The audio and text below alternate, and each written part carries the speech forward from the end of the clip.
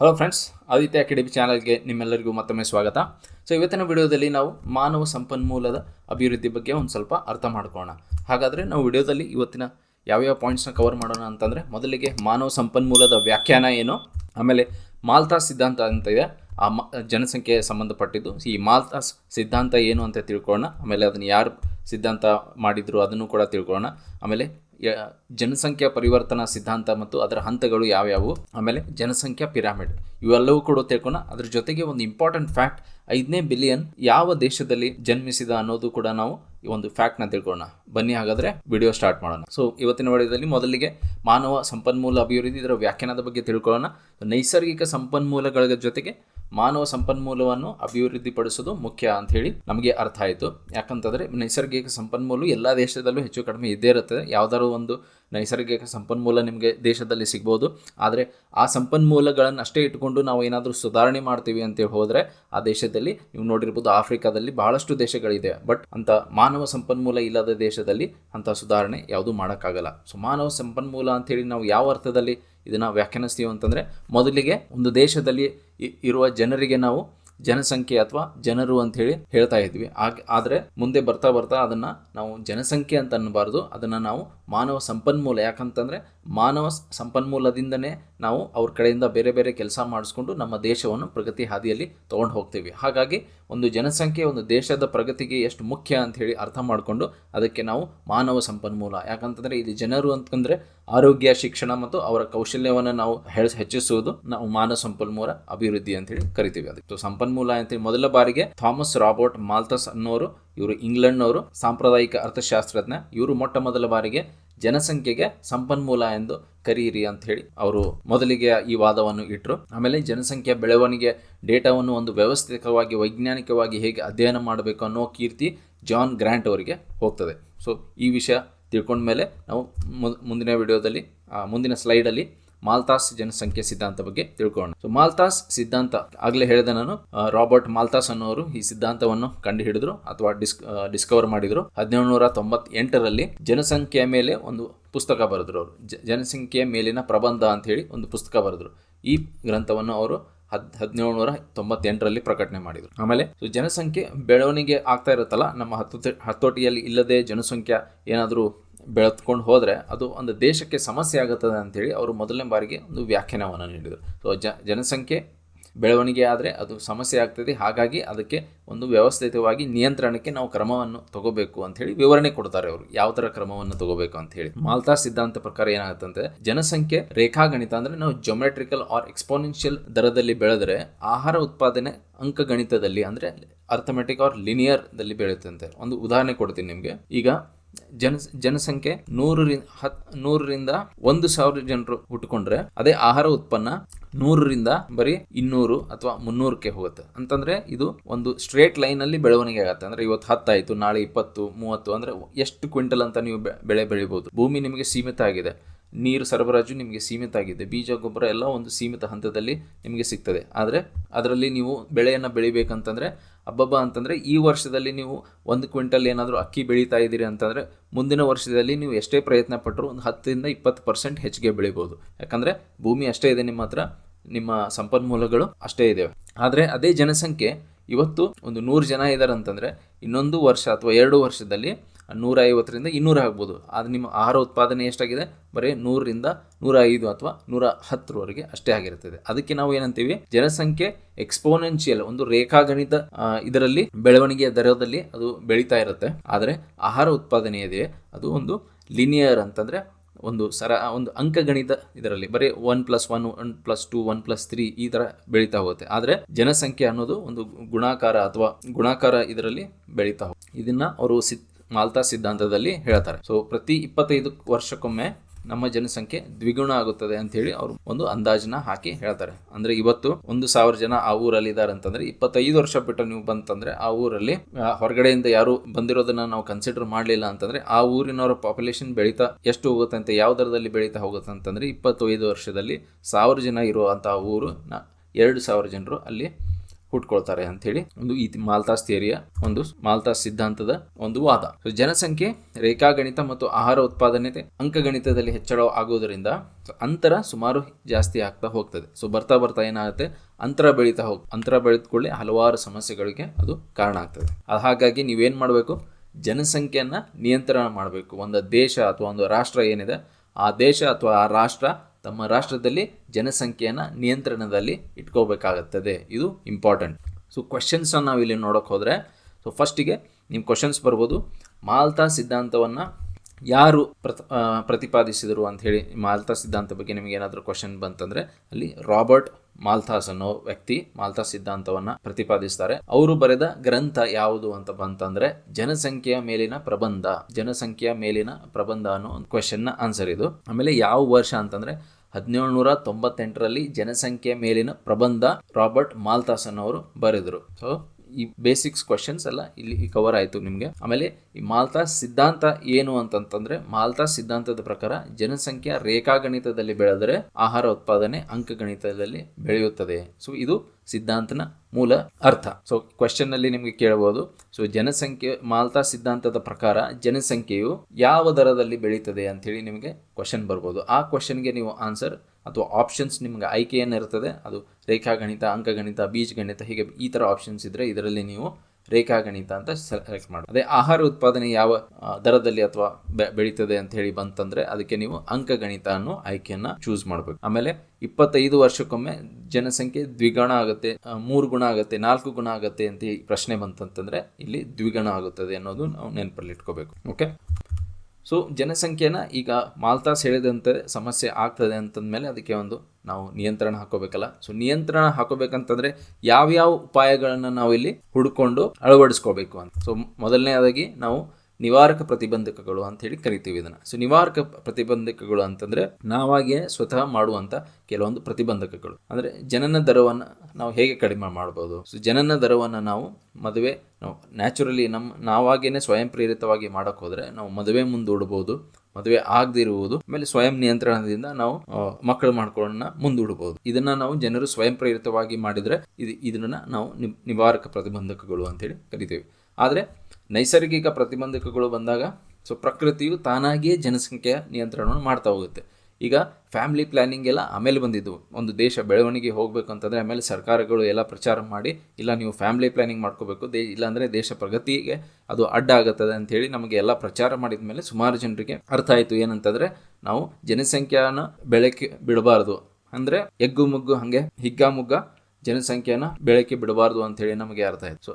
ಅದಕ್ಕಿಂತ ಮುಂಚೆ ಜನರು ಏನು ಮಾಡ್ತಾ ಇದ್ರು, ನ್ಯಾಚುರಲ್ ಆಗಿಯೇ ಕೆಲವೊಂದು ಸ್ಟೆಪ್ಸ್ನ ತಗೋತಿದ್ರು. ನೈಸರ್ಗಿಕ ಪ್ರತಿಬಂಧಕಗಳು ಅದಕ್ಕಿಂತ ಮುಂಚೆ ಇರ್ತಾ ಇದ್ವು. ನೈಸರ್ಗಿಕ ಪ್ರತಿಬಂಧಕಗಳು ಅಂತಂದ್ರೆ ಪ್ರಕೃತಿ ತಾನಾಗಿ ನಿಯಂತ್ರಣ ಮಾಡ್ಕೊಂಡು ಹೋಗ್ತದೆ. ಮೊದಲು ಯಾರು ಫ್ಯಾಮಿಲಿ ಪ್ಲಾನಿಂಗ್ ಮಾಡ್ತಾ ಇರಲಿಲ್ಲ, ಹಾಗಾಗಿ ಪ್ರಕೃತಿಗೆ ಅವಾಗವಾಗ ಏನು ಮಾಡ್ತಾ ಇತ್ತು, ಜನರು ವಿಸ್ಫೋಟ ಆಯ್ತು ಅಂದ್ರೆ ಬರಗಾಲ ಬರೋದು. ಬರಗಾಲ ಬಂದಾಗ ಊಟ ಎಲ್ಲರಿಗೂ ಸಿಗ್ತಾ ಇರಲಿಲ್ಲ. ಅವಾಗ ಕಡು ಅಥವಾ ತೀವ್ರ ಹಸಿವಿನಿಂದ ಕೆಲವೊಂದು ಮರಣಗಳು ಆಗ್ತಾ ಇದ್ವು. ಆಮೇಲೆ ಪ್ರವಾಹ ಬಂತಂದ್ರೆ ಸುತ್ತಮುತ್ತ ಇರೋ ಜನರು ಎಲ್ಲ ಅವರಿಗೆ ಸರಿಯಾದ ವಸತಿ ಇಲ್ಲದಂಥ ಜನರು ಪ್ರವಾಹದಲ್ಲಿ ಕೊಚ್ಕೊಂಡು ಹೋಗ್ಬಿಡ್ತಾ ಇದ್ರು.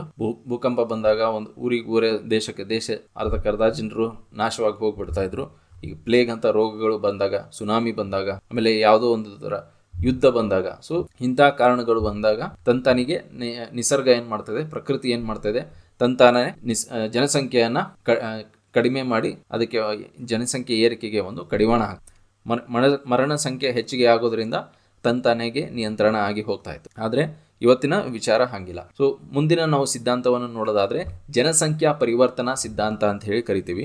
ಈ ಸಿದ್ಧಾಂತ ಪ್ರಕಾರ ಏನಂತಂದ್ರೆ, ಒಂದು ದೇಶದ ರಾಷ್ಟ್ರದ ಒಂದು ಆರ್ಥಿಕ ಅಭಿವೃದ್ಧಿ ಏನಿದೆ ಮತ್ತು ಅಲ್ಲಿಯ ಜನಸಂಖ್ಯೆ ಬೆಳವಣಿಗೆ ಅವು ಎರಡು ನಡುವಿನ ಒಂದು ಸಂಬಂಧವನ್ನು ತಿಳಿಸುತ್ತದೆ. ಆರ್ಥಿಕ ಅಭಿವೃದ್ಧಿ ಕಾರಣದಿಂದ ರಾಷ್ಟ್ರದಲ್ಲಿ ಅಧಿಕ ಜನದರದಿಂದ ಕಡಿಮೆಯಾಗಿ ಜನನ ದರ ಏನಾಗುತ್ತೆ, ಕಡಿಮೆ ಆಗ್ತಾ ಹೋಗುತ್ತೆ. ಒಂದು ರಾಷ್ಟ್ರ ಅಭಿವೃದ್ಧಿ ಕಾಣಿಸ್ತಾ ಇದೆ ಅಂತಂದ್ರೆ ಆ ರಾಷ್ಟ್ರದಲ್ಲಿ ನೀವು ಆ ಡೇಟಾ ಹುಡ್ಕೊಂಡು ನೋಡಿದಾಗ ಆ ರಾಷ್ಟ್ರದ ಜನನ ದರ ಏನಿರುತ್ತಲ್ಲ ಅದು ಕಡಿಮೆ ಆಗ್ತಾ ಹೋಗುತ್ತೆ. ಈಗ ಭಾರತದ ವಿಚಾರದಲ್ಲೇ ತಗೊಳ್ಳಿ. ಭಾರತದ ವಿಚಾರದಲ್ಲಿ ನಾವು ಸ್ವತಂತ್ರದ ನಂತರ ನಮ್ಮ ದೇಶ ಬಡತನದಲ್ಲಿತ್ತು. ಆವಾಗಿನ ಜನನ ದರ ನಮ್ಮ ರಾಷ್ಟ್ರದ ಎಷ್ಟಿತ್ತು ಅಂತ ಹೇಳಿ ನೀವು ನೋಡಿ ಗೂಗಲಲ್ಲಿ. ಆಮೇಲೆ ಇವತ್ತು ಒಂದು ಹಂತಕ್ಕೆ ನಾವು ಬೆಳವಣಿಗೆ ಮಾಡ್ಕೊಂಡಿದ್ದೀವಿ. ಬೆಳವಣಿಗೆ ಸಂಪೂರ್ಣ ಇನ್ನೂ ಆಗಿಲ್ಲ ಅಂತಂದ್ರು ಒಂದು ಹಂತದಲ್ಲಿ ನಾವು ಬೆಳವಣಿಗೆಯಲ್ಲಿ ಏಳಿಗೆಯನ್ನು ನೋಡ್ತಾ ಇದ್ದೀವಿ ಅಂತಂದರೆ ನಮ್ಮ ಇವತ್ತಿನ ಜನನ ದರ ಎಷ್ಟು ಇದೆ ಅಂಥೇಳಿ ನೀವು ನೋಡ್ಬೋದು. ಆವಾಗ ನಿಮಗೆ ಈ ವ್ಯತ್ಯಾಸ ಏನಿದೆಯಲ್ಲ ಇದರಲ್ಲಿ ತೋರಿಸ್ತದೆ ಒಂದು ರಾಷ್ಟ್ರ ಏಳಿಗೆ ಅತ್ತ ಮುಂದೆ ಹೋದರೆ ಜನನ ದರ ಕಡಿಮೆ ಆಗ್ತಾ ಬರುತ್ತದೆ ಅಂಥೇಳಿ. ಆದರೆ ಒಂದು ಬೆಳೆದಿರುವಂಥ ರಾಷ್ಟ್ರ ಕೆಳಗಡೆ ಹೋಗ್ತಾ ಇದೆ, ಮೇಲಿಂದ ಕೆಳಗಡೆ ಬರ್ತಾ ಇದೆ ಅಂತಂದರೆ ಆವಾಗ ನೀವು ಅಲ್ಲಿ ಆ ರಾಷ್ಟ್ರದ ಜನನ ದರವನ್ನು ನೋಡಿದಾಗ ಗೊತ್ತಾಗುತ್ತೆ, ಅಲ್ಲಿ ಜನನ ದರ ಕಡಿಮೆಯಿಂದ ಹೆಚ್ಚಿಗೆ ಆಗ್ತಾ ಇರ್ತದೆ. ಯಾಕಂದರೆ ಒಂದು ರಾಷ್ಟ್ರ ಅಭಿವೃದ್ಧಿ ಪಟ್ಟಷ್ಟು ಜನನ ದರ ರಾಷ್ಟ್ರದಲ್ಲಿ ಕಡಿಮೆ ಇರ್ತದೆ ಅನ್ನೋದು ಈ ಸಿದ್ಧಾಂತದ ಒಂದು ವಾದ. 1900 ಈಗ ಕ್ವಶನ್ಸ್ ನೋಡೋದಾದರೆ ಎಕ್ಸಾಮಲ್ಲಿ 1929ರಲ್ಲಿ WS ಥಾಮ್ಸನ್ ಮತ್ತು ಫ್ರಾಂಕ್ ನೋಟ್ಸ್ಟೈನ್ ಅನ್ನೋರು ಈ ಇಬ್ಬರು ಅರ್ಥಶಾಸ್ತ್ರಜ್ಞರು ಈ ಸಿದ್ಧಾಂತವನ್ನು ಮೊದಲ ಬಾರಿಗೆ ನೀಡಿದರು. ಸೊ ಇನ್ನೊಂದು ಕ್ವಶನ್ ಬರ್ಬೋದು ಏನಂತಂದರೆ ಎಷ್ಟು ಹಂತದಲ್ಲಿ ಈ ಸಿದ್ಧಾಂತವನ್ನು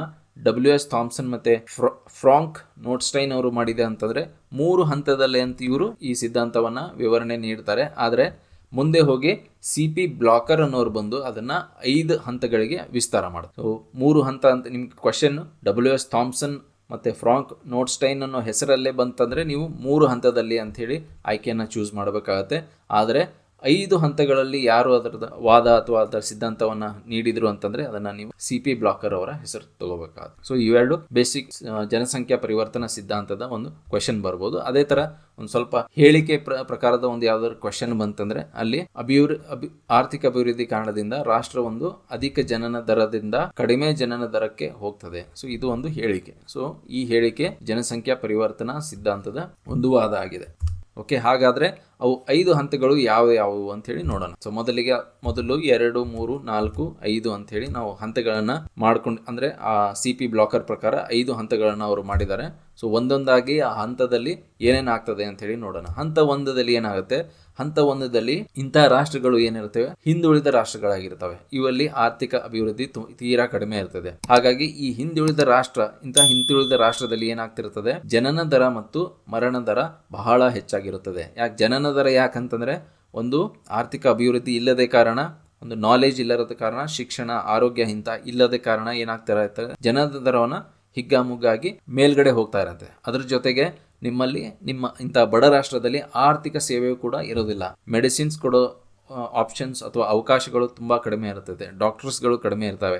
ಅಲ್ಲಿ ಸೈಂಟಿಫಿಕ್ ರಿಸರ್ಚ್ ಆಗ್ತಾ ಇರೋದಿಲ್ಲ. ಅಂಥ ದೇಶದಲ್ಲಿ ಏನಾಗುತ್ತೆ, ಮೆಡಿಕಲ್ ಫೆಸಿಲಿಟೀಸ್ ಇಲ್ಲ ಅಂತಂದಮೇಲೆ ರೋಗ ರುಜಿನಗಳು ಹೆಚ್ಚಿಗೆ ಇರ್ತದೆ. ಟಾಯ್ಲೆಟ್ಸ್ ಇರೋದಿಲ್ಲ, ಕ್ಲೀನ್ಲಿನೆಸ್ ಇರೋದಿಲ್ಲ. ಸೊ ಇವೆಲ್ಲವೂ ಕಾರಣ ಏನಾಗುತ್ತೆ, ಅದರಿಂದ ಮರಣ ದರ ಹೆಚ್ಚಾಗ್ಬಿಡ್ತದೆ. ಸೊ ಮರಣ ದರ ಹೆಚ್ಚಾತಂದರೆ ಜನನ ದರ ಮತ್ತು ಮರಣ ದರ ಹೆಚ್ಚು ಕಡಿಮೆ ಸೇಮ್ ಇರೋದ್ರಿಂದ ಅಲ್ಲಿ ಏನಾಗುತ್ತೆ, ಅಂಥ ದೇಶದಲ್ಲಿ ಜನಸಂಖ್ಯೆ ಬೆಳವಣಿಗೆ ಸ್ಥಿರವಾಗ್ತಿರ್ತದೆ. ನೀವು ಜನನ ದರ ಹೆಚ್ಚಾಗಿದ್ರೂ ಕೂಡ ಮರಣ ದರ ಅದೇ ರೇಟಲ್ಲಿ ಇರೋದ್ರಿಂದ ಜನಸಂಖ್ಯೆಯಲ್ಲಿ ಒಂದು ಸ್ಥಿರತೆ ಇರುತ್ತೆ. ಅದೇ ನಾವು 2ನೇ ಹಂತಕ್ಕೆ ಹೋದರೆ, 2ನೇ ಹಂತದಲ್ಲಿ ಏನಾಗ್ತಾ ಇರ್ತದೆ ಅಂದರೆ ರಾಷ್ಟ್ರದ ಅಭಿವೃದ್ಧಿ ಪ್ರಾರಂಭ ಆಗ್ತಿರುತ್ತೆ. 2ನೇ ಹಂತದಲ್ಲಿ ಒಂದು ರಾಷ್ಟ್ರ ಅಭಿವೃದ್ಧಿ ಕಾಣಕ್ಕೆ ಶುರು ಮಾಡುತ್ತೆ ಅಂತಂದರೆ ಅಲ್ಲಿ ಆಟೋಮೆಟಿಕ್ ಆಗಿ ಏನಾಗುತ್ತೆ, ಮರಣ ದರದಲ್ಲಿ ಫಸ್ಟ್ ನೀವು ಇಳಿಕೆಯನ್ನು ಕಾಣಿಸ್ತೀರಿ. ಯಾಕಂದರೆ ಎಲ್ಲವೂ ಜನನ ದರ ಒಮ್ಮಿಂದೊಮ್ಮೆ ಕಡಿಮೆ ಆಗಲ್ಲ. ಆದರೆ ಫಸ್ಟ್ ಹಾಸ್ಪಿಟಲ್ಲು, ರೋಗಕ್ಕೆ ಎಲ್ಲ ಟ್ರೀಟ್ಮೆಂಟು ಇವೆಲ್ಲ ಶುರು ಆದಮೇಲೆ ಮರಣ ಹೊಂದುವವರು ಕಡಿಮೆ ಆಗಿಬಿಡ್ತಾರೆ. ಆಮೇಲೆ ಪೌಷ್ಟಿಕಾಂಶದ ಆಹಾರವನ್ನು ಅವರು ಸೇವಿಸೋಕ್ಕೆ ಶುರು ಮಾಡಿದರೆ ಮಕ್ಕಳು ಬೇಗ ತೀರಿ ಹೋಗಲ್ಲ. ಸೊ ಅಂಥ ಒಂದು ವ್ಯವಸ್ಥೆಯಿಂದ ಏನಾಗುತ್ತೆ, ರಾಷ್ಟ್ರ ಅಭಿವೃದ್ಧಿ ಕಾಣುವಂಥ ರಾಷ್ಟ್ರ ಏನಾಗುತ್ತೆ, ಮರಣ ದರ ಇಳಿಕೆಯಾಗಿ ಜನನ ದರ ಆದರೆ ಹೆಚ್ಚು ಹಾಗೆ ಉಳ್ಕೊಂಡು. ಸೊ ಇದೇ ಹಂತ ಮುಂದೆ ವರೆದು ಹೋದಾಗ ಏನಾಗುತ್ತದೆ, ಅದು ಜನಸಂಖ್ಯಾ ಸ್ಫೋಟಕ್ಕೆ ಕಾರಣ ಆಗುತ್ತದೆ. ಒಂದು ಸಣ್ಣ ದೇಶ ಇದೆ ಅಂತ ಅಂದ್ಕೊಳ್ಳಿ. ಅಲ್ಲಿ ಸಣ್ಣ ದೇಶದಲ್ಲಿ ಮೊದಲು ಒಂದು 10,000 ಜನ ಇರ್ತಾ ಇದ್ದಿತ್ತಂದರೆ ಒಂದ್ಸಲ ಅದು ರಾಷ್ಟ್ರೀಯ ಅಭಿವೃದ್ಧಿ ಕಾಣಕ್ಕೆ ಹೊಂಟ್ರೆ 10,000ದಿಂದ ನೀವು ಒಮ್ಮೆ 20,000, 30,000 ಒಂದು 10-20 ವರ್ಷದಲ್ಲೇ ನೀವು ಒಮ್ಮಿಂದೊಮ್ಮೆ ಏನಾಗ್ಬೋದು, ಜನಸಂಖ್ಯೆ ಏರ್ಕೊಂಡು ಹೋಗ್ಬಿಡ್ಬೋದು. 10,000ರಿಂದ 20,000, 30,000ವರೆಗೂ ನೀವು ಏರ್ಕೊಂಡು ಹೋಗ್ಬೋದು. ಆದರೆ ಮರಣ ದರ ಕಡಿಮೆ ಇರ್ತದೆ. ಅಲ್ಲಿ ಮರಣ ದರ ಕಡಿಮೆ ಇರೋದ್ರಿಂದ ಅದು ಒಂದು ಹಂತಕ್ಕೆ ಬಂದು ಜನಸಂಖ್ಯಾ ಸ್ಫೋಟ. ಯಾಕಂತಂದರೆ ಆ ಊರಿನಲ್ಲಿ ವ್ಯವಸ್ಥೆಗಳು, ಸೌಲಭ್ಯಗಳು ತೀರಾ ಕಡಿಮೆ ಇರ್ತವೆ. ಅಷ್ಟು ಜನರಿಗೆ ಒಮ್ಮಿಂದೊಮ್ಮೆಲೆ ನಿಮಗೆ ಎಲ್ಲರಿಗೂ ಸವಲತ್ತು ಅಥವಾ ಸೌಕರ್ಯಗಳನ್ನು ನೀಡುವಲ್ಲಿ ಸರ್ಕಾರ ವಿಫಲ ಆಗ್ತದೆ. ಯಾಕಂದರೆ ಇನ್ನೂ ಬೆಳವಣಿಗೆ ಹಂತದಲ್ಲಿದೆ. ಎಲ್ಲರಿಗೂ ನಿಮಗೆ ಸವಲತ್ತುಗಳನ್ನು ಒಮ್ಮಿಂದೊಮ್ಮೆ ಕೊಡೋಕ್ಕಾಗಲ್ಲ. ಹಾಗಾಗಿ ಅಲ್ಲಿ ಜನಸಂಖ್ಯಾ ಸ್ಫೋಟ ಆಗಿರ್ತದೆ. ಅದೇ ದೇಶ ಮುಂದೆ 3ನೇ ಹಂತಕ್ಕೆ ಬಂದಾಗ ಏನಾಗ್ತದೆ, ತೀವ್ರ ಅಭಿವೃದ್ಧಿ. ಆ ದೇಶ ಅದೇ ಥರ ಅಭಿವೃದ್ಧಿನ ಮುಂದೆ ವರ್ಷಕೊಂಡು ಬಂದು ತೀವ್ರ ಅಭಿವೃದ್ಧಿ ದರಕ್ಕೆ ಬಂದುಬಿಟ್ರೆ ಆವಾಗ ಸರ್ಕಾರ ಏನು ಮಾಡುತ್ತೆ, ಕುಟುಂಬ ಯೋಜನೆ, ಶೈಕ್ಷಣಿಕ ಸೌಲಭ್ಯ ಇವೆಲ್ಲರ ಸವಲತ್ತುಗಳನ್ನು ಜನಸಂಖ್ಯೆಗೆ ನೀಡ್ತದೆ. ಒಂದು ಸಲ ಜನಸಂಖ್ಯೆಗೆ ಕುಟುಂಬ ಯೋಜನೆ ಬಗ್ಗೆ ಅವೇರ್ನೆಸ್ ಬಂದ ಮೇಲೆ ಶೈಕ್ಷಣಿಕ ಸೌಲಭ್ಯನ ಪಡೆದುಕೊಂಡು ಶಾಲೆಯಲ್ಲಿ ಕಲಿತು ಒಳ್ಳೆಯ ಉದ್ಯೋಗಗಳನ್ನು ಅವರು ಪಡೆದುಕೊಂಡು ಅದರಿಂದ ಏನಾಗುತ್ತಂತಂದರೆ ಆರ್ಥಿಕ ಅಭಿವೃದ್ಧಿ ಜೊತೆಗೆ ನೀವು ಜನನ ದರವನ್ನು ಇಳಿಕೆ ನೋಡ್ತೀರಿ. ಯಾಕಂದರೆ ಶಿಕ್ಷಣ ಬಂದ ಮೇಲೆ ಒಳ್ಳೆ ಉದ್ಯೋಗ ಅವಕಾಶಗಳು ಸಿಗ್ತವೆ. ಒಳ್ಳೆ ಉದ್ಯೋಗ ಅವಕಾಶಗಳು ಸಿಕ್ಕ ಮೇಲೆ ನೀವು ಒಳ್ಳೆ ಲೈಫ್ ಸ್ಟೈಲ್ನ ಬದುಕಬೇಕು ಅಂತ ಹೇಳಿ ಒಂದ್ಸಲ ಒಳ್ಳೆ ಲೈಫ್ ಸ್ಟೈಲಿಗೆ ನೀವು ಸೆಟ್ ಆದಮೇಲೆ ಅವಾಗ ನೀವು ಅನ್ಪ್ಲ್ಯಾನ್ಡ್ ಫ್ಯಾಮಿಲಿಯನ್ನು ನೀವು ಮಾಡ್ಕೊಳ್ಳೋದಿಲ್ಲ. ನಿಮ್ಗೆ ಯಾವುದೇ ಒಂದು ಪ್ಲ್ಯಾನ್ ಇಲ್ಲಾರ್ದೇ ಒಂದು ಕುಟುಂಬವನ್ನು ನೀವು ಮಾಡ್ಕೊಳ್ಳೋದು. ಹಾಗಾಗಿ ಜನನ ದರ ಕಡಿಮೆ ಆಗ್ತಾ ಬರ್ತದೆ, ಆದರೆ ಮರಣ ದರ ಕಡಿಮೆ ಆಗೋದಿಲ್ಲ. ಯಾಕಂತಂದರೆ ಇನ್ನೂ ಅಭಿವೃದ್ಧಿ ಜಾಸ್ತಿ ಹೊಂದಿದಿರಿ. ಈಗ ಹೆಲ್ತ್ ಫೆಸಿಲಿಟೀಸ್ ಇನ್ನೂ ಜಾಸ್ತಿ ಆಗಿದೆ. ಎಲ್ಲರಿಗೂ ನೀವು ಈಗ ಇನ್ಶೂರೆನ್ಸ್ ಕೂಡ ಬಂದುಬಿಡೆ. ಬಡವರಿಗಾದ್ರೂ ದುಡ್ಡಿಲ್ಲ ಅಂಥೇಳಿ ಅವ್ರಿಗೆ ಇಲ್ಲ, ಫ್ರೀ ಸರ್ವಿಸ್ ಇದೆ ಹಾಸ್ಪಿಟಲಲ್ಲಿ. ಆ ಥರ ಇದ್ದಾಗ ಏನಾಗುತ್ತದೆ, ಮರಣ ದರ ಕಡಿಮೆನೇ ಉಳ್ಕೊಂಡು ಜನನ ದರನು ಒಂದು ಹಂತಿಗೆ ಇಳಿಕೆ ಕಾಣಿಸ್ತದೆ. ಅವಾಗ ಏನಾಗುತ್ತದೆ, ಜನಸಂಖ್ಯೆ ಹೆಚ್ಚಿರುತ್ತದೆ. ಯಾಕಂತಂದರೆ ಇಲ್ಲಿ ಈ 2ನೇ ಹಂತದಲ್ಲಿ ನಾವು ಸ್ಫೋಟವನ್ನು ಕಂಡಿದ್ದೀವಿ. ಸ್ಫೋಟವನ್ನು ಕಂಡು ಜನಸಂಖ್ಯೆ ಕಡಿಮೆ ಏನಾಗಲಿಲ್ಲ, ಆದರೆ ಏರಿಕೆ ಏನಿದೆಯಲ್ಲ, ಜನಸಂಖ್ಯೆ ಏರಿಕೆ, ಆ ಏರಿಕೆ ದರ ಏನಿದೆ ಆ ದರ ಕಡಿಮೆ ಆಗುತ್ತೆ 3ನೇ ಹಂತದಲ್ಲಿ. ಇಲ್ಲಿ ಜನಸಂಖ್ಯೆ ಏನು ಕಡಿಮೆ ಆಗೋಲ್ಲ. ಇಲ್ಲಿ ಹಳೆಯ ಎಕ್ಸಾಂಪಲಲ್ಲಿ ನಾನು 30,000ಕ್ಕೆ ಅದು ಜನಸಂಖ್ಯೆ ಏರಿ ಒಂದು ಸ್ಫೋಟ ಆಗಿತ್ತಂತಂದರೆ ಆ ಜನಸಂಖ್ಯೆ ಸ್ಫೋಟ ಇಲ್ಲಿ 30ರಿಂದ 32,000 ಆಗ್ಬೋದು ಅಥವಾ 35,000ವರೆಗೂ ಏರಿಕೆ ಆಗ್ಬೋದು. ಆದರೆ ಜನಸಂಖ್ಯೆ ಏನು ಕಡಿಮೆ ಆಗಲ್ಲ. ಯಾಕಂದರೆ ಜನರ ದರ ಕಡಿಮೆ ಆಗಿದೆ ಹೊರತು ಇಲ್ಲಿ ಜನಸಂಖ್ಯೆ ಕಡಿಮೆ ಆಗೋದು 3ನೇ ಹಂತದಲ್ಲಿ. ಆದರೆ ಅದೇ ಹೋಗಿ ನಾವು 4ನೇ ಹಂತಕ್ಕೆ ಬಂದಾಗ ಈಗ ರಾಷ್ಟ್ರ ಅಭಿವೃದ್ಧಿಯಾದ ರಾಷ್ಟ್ರ ಆಗಿದೆ. ಇಲ್ಲಿ ಅತ್ಯುತ್ತಮ ಒಂದು ಜೀವನ ಮಟ್ಟ ಕೂಡ ಆಗಿದೆ. ಮಹಿಳೆಯರಿಗೆ ಒಳ್ಳೆಯ ಸ್ಥಾನಮಾನ ಇದೆ. ಎಲ್ಲ ಕ್ಷೇತ್ರಗಳಲ್ಲೂ ಎಲ್ಲ ವಲಯಗಳಲ್ಲೂ ಮಹಿಳೆಯರಿಗೆ ಒಳ್ಳೆಯ ಸ್ಥಾನಮಾನ ಸಿಕ್ಕಿದೆ. ಹಾಗಾಗಿ ಆರೋಗ್ಯ ಅವ್ರದ್ದು ಎಲ್ಲ ದೃಷ್ಟಿಯಿಂದ ಏನಾಗಿದೆ, ಕುಟುಂಬದ ಪ್ಲ್ಯಾನಿಂಗ್ ಚೆನ್ನಾಗಿ ಆಗಿದೆ. ಹಾಗಾಗಿ ಇಲ್ಲಿ ಏನಾಗಿದೆ, ಜನನ ದರ ಮತ್ತು ಮರಣ ದರ ಕಡಿಮೆ ಆಗ್ತಾ ಇದೆ. ಸೊ ಕಡಿಮೆ ಆದಮೇಲೆ ಈ 4ನೇ ಹಂತದಿಂದ ಏರಿಕೆ ಕಡಿಮೆ ಏನಿತ್ತಲ್ಲ, ಆ ಏರಿಕೆ ಹೋಗ್ತಾ ಹೋಗ್ತಾ ಹೋಗ್ತಾ ಏರಿಕೆ ಕಡಿಮೆ ಆಗಿ ಈಗ ಜನಸಂಖ್ಯೆ ಸ್ಥಿರತೆ ಕಡೆಗೆ ಈಗ 30ರಿಂದ 32,000 ಆಗಿರೋದು ಮತ್ತೆ 30,000ಕ್ಕೆ ಬಂದು ಒಂದು ಸ್ಥಿರತೆಯನ್ನು ಕಾಣಿಸ್ತಾ ಇದೆ. ಅಥವಾ 32ರಿಂದ 35 ಆಯ್ತು ಅಂದರೆ 35,000ಕ್ಕಿಂತ ಏರಿಕೆ ಆಗ್ತಾ ಇಲ್ಲ. ಅಲ್ಲೇ 35,500 600 ಇಷ್ಟೇ ಒಂದು ಸ್ಥಿರತೆ ಕಾಣಿಸ್ತಾ ಇದೆ.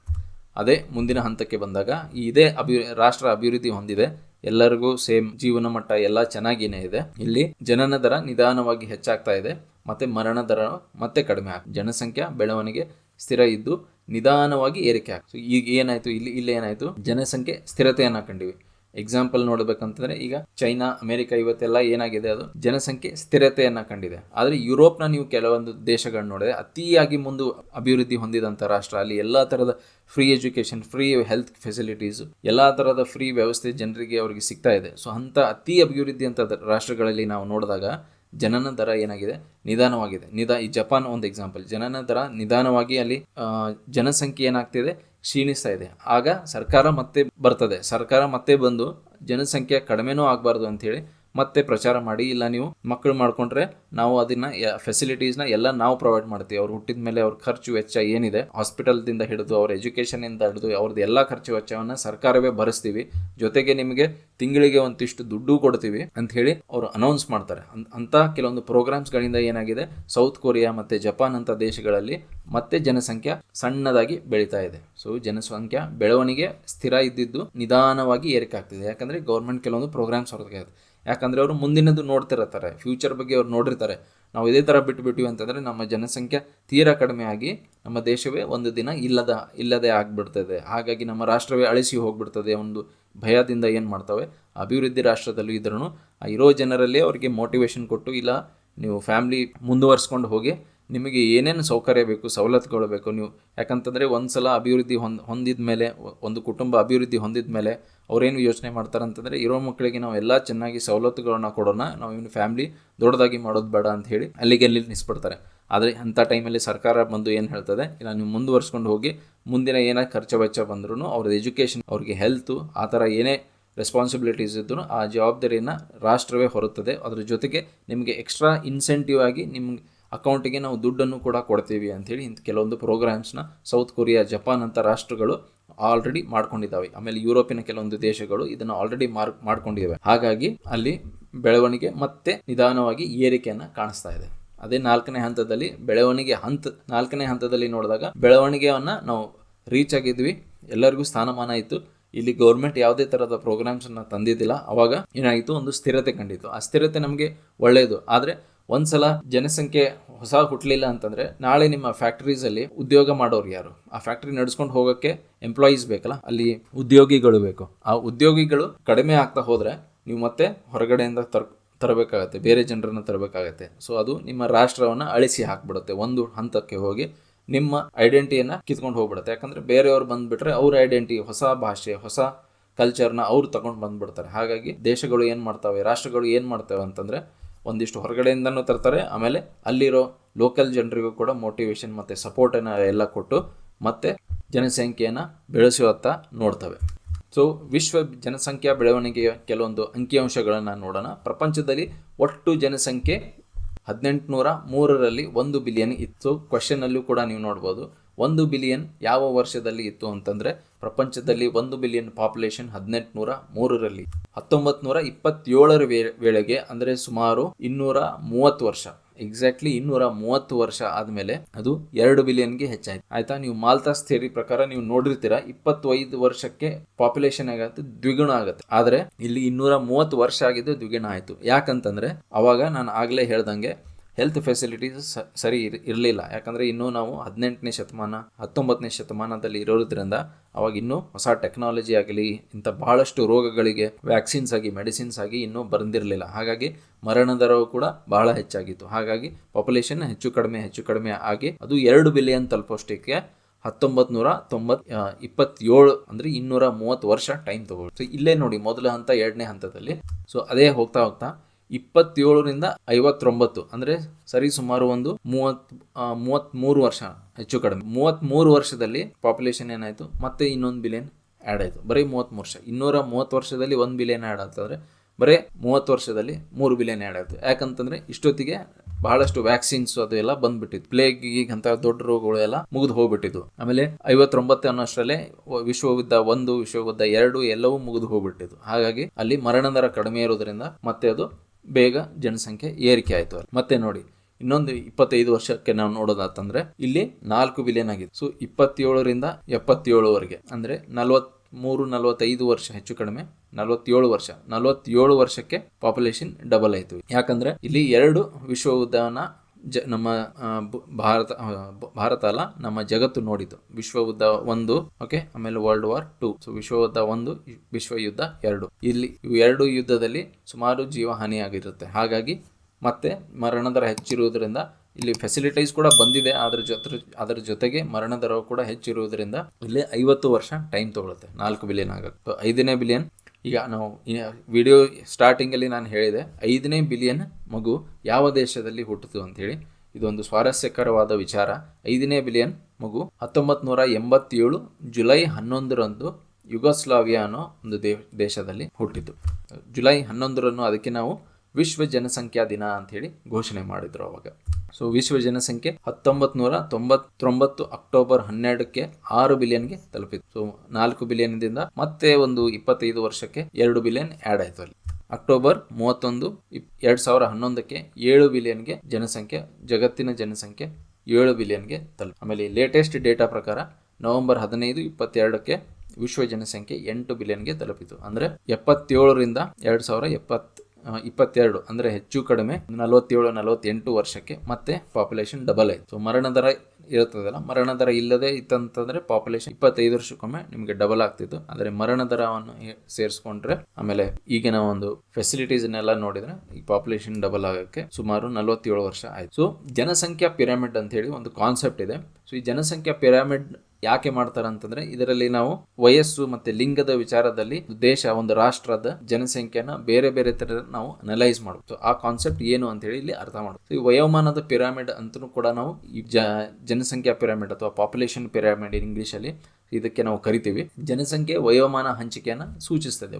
ವಯಸ್ಸಿಗೆ ಯಾವ್ಯಾವ ವಯಸ್ಸಿನ ಜನರು, ಆಮೇಲೆ ಯಾವ್ಯಾವ ಲಿಂಗದ ಜನರು ಹೇಗೆ ಇದ್ದಾರೆ ಅಂಥೇಳಿ ನಾವು ಒಂದು ಗ್ರಾಫ್ ಹಾಕಿ ನೋಡಿದಾಗ, ರೇಖಾ ಚಿತ್ರಾತ್ಮಕ ಅಂದರೆ ಒಂದು ಗ್ರಾಫ್ ಹಾಕಿ ನಾವು ನೋಡಿದಾಗ ಅದು ನಮಗೆ ಒಂದು ವಿಶ್ಲೇಷಣೆಯನ್ನು ನಾವು ಮಾಡ್ಬೋದು. ಯಾವ್ದು ವಯಸ್ಸಿನ ಮೇಲೆ, ಯಾರ್ದು ಲಿಂಗದ ಮೇಲೆ ಹೇಗೆ ಇದ್ದಾರೆ ಅಂತೆ, ಯಾವ ಲಿಂಗದ ಜನರು ಎಷ್ಟು ಪರ್ಸೆಂಟೇಜ್ ಇದ್ದಾರೆ, ಗ್ಯಾಪ್ ಎಷ್ಟಿದೆ, ಇದನ್ನೆಲ್ಲ ನಾವು ಈ ಪಿರಮಿಡಲ್ಲಿ ಅರ್ಥ ಮಾಡ್ಕೋಬಹುದು. ಜನಸಂಖ್ಯೆ ಬೆಳವಣಿಗೆ ಹೊಂದುತ್ತಿದ್ದರೆ ಸಾಮಾನ್ಯ ಪಿರಮಿಡ್ ರೂಪದಲ್ಲಿ ಇರುತ್ತದೆ. ಅಂದ್ರೆ ನೀವು ಜನಸಂಖ್ಯೆ ಬೆಳವಣಿಗೆ ಆಗ್ತಾ ಇದೆ ಅಂತಂದ್ರೆ ಈ ತರ ಒಂದು ಸಾಮಾನ್ಯ ಪಿರಮಿಡ್ ನೀವು ನೋಡಿ, ಮುಂದೆ ತೋರಿಸ್ತೀನಿ ಆ ಎಕ್ಸಾಂಪಲ್ಸ್, ಒಂದು ಸಾಮಾನ್ಯ ರೂಪದಲ್ಲಿ ಇರ್ತದೆ.